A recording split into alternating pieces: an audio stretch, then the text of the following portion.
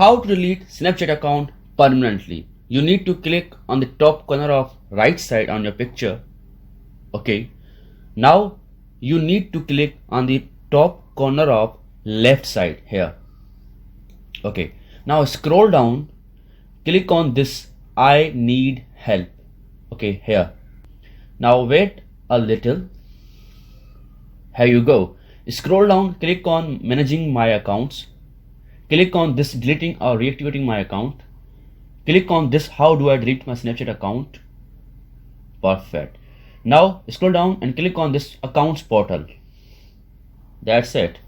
Now you need to insert your username here and you need to insert your password here and just click on this continue button and your account will be deleted. So that's how you can delete Snapchat account permanently.